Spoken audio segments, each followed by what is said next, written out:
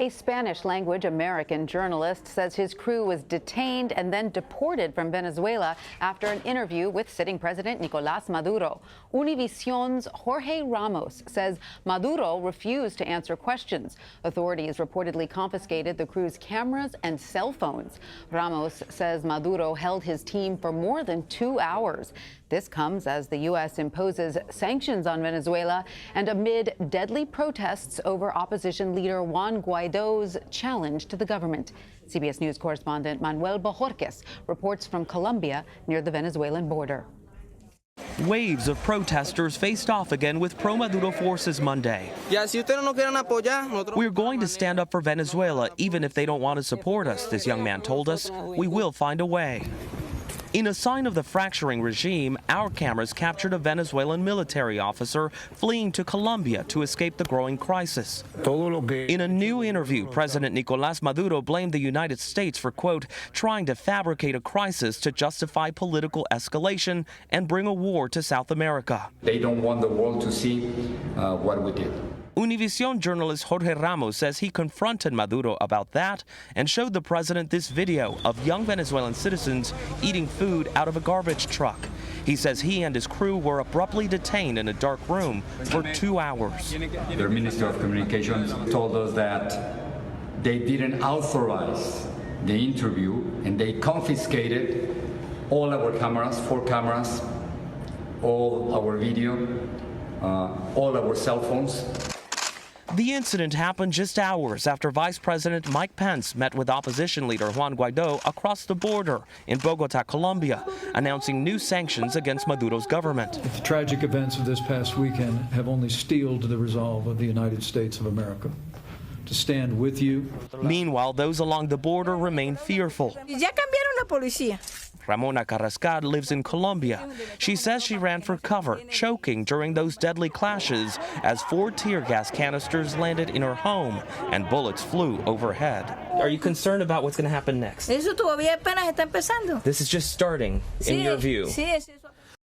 Christine Armario is in Cúcuta, Colombia. She's a reporter for the Associated Press. Christine, welcome. Thank you for joining us. You know, we just saw the video that Ramos tried to show Maduro with those people eating out of garbage trucks. Are those conditions in line with what you're seeing and hearing on the ground?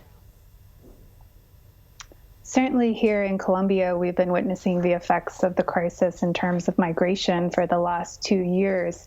Tens of thousands of Venezuelans show up each just over the last year looking for medical treatment for things from simple infections to cancer treatments that they're not able to get anymore in Venezuela. When you ask them why they're leaving, they say it's because they can no longer eat. Many of them are going with just 1 or 2 meals a day.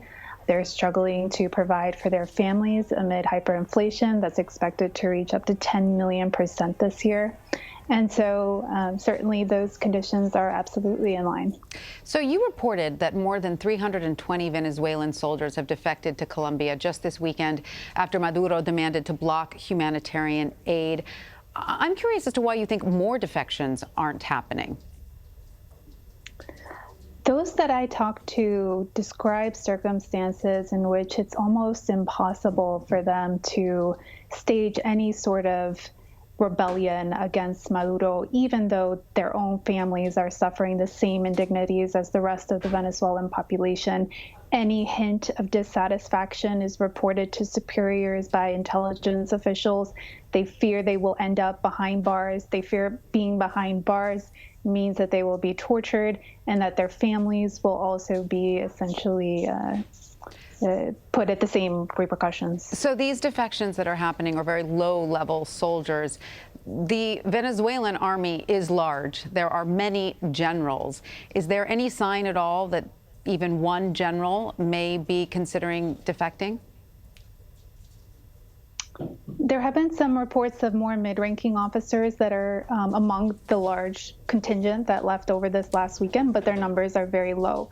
And when I asked the soldiers that we interviewed why more of their generals are not standing up against the orders that they're being asked to block humanitarian aid, for example, from entering the country. They say the generals have too much to lose, that they get benefits exclusive to them for their loyalty to Maduro, for example, access to more money, access to more food, and they're just not going to budge. They're not going to budge. All right. And meanwhile, Maduro says the U.S. is fabricating a crisis in Venezuela.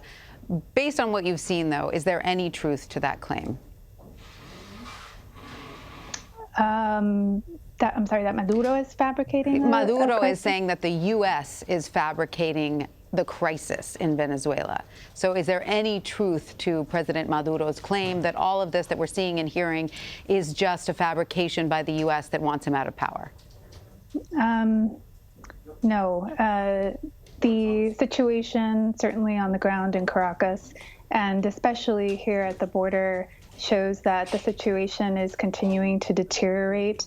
The very little information that we have from official sources within the government that they have released shows that basic indicators of health, for example, maternal and infant deaths, have continued to rise.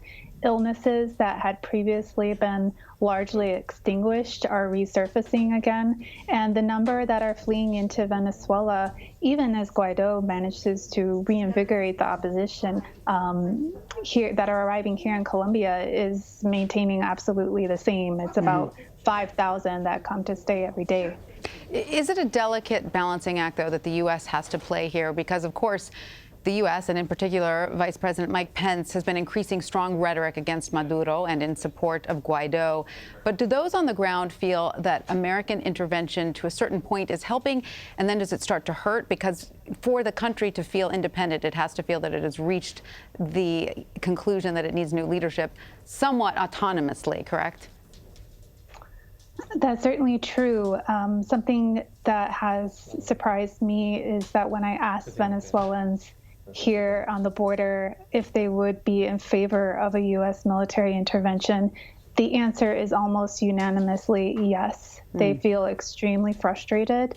They think that it's essentially impossible for the military to rise up at this point, or for there to be any change in this situation without a more radical response. The problem is if the U.S. were to go to war with Venezuela, which is such a large army, as we said before, it would very much look to the outside as if the U.S. were, attacking a foreign country, which, as we know, is not great optics. So after the incident with the Univision crew, do you or your fellow journalists, Christina, fear for your safety?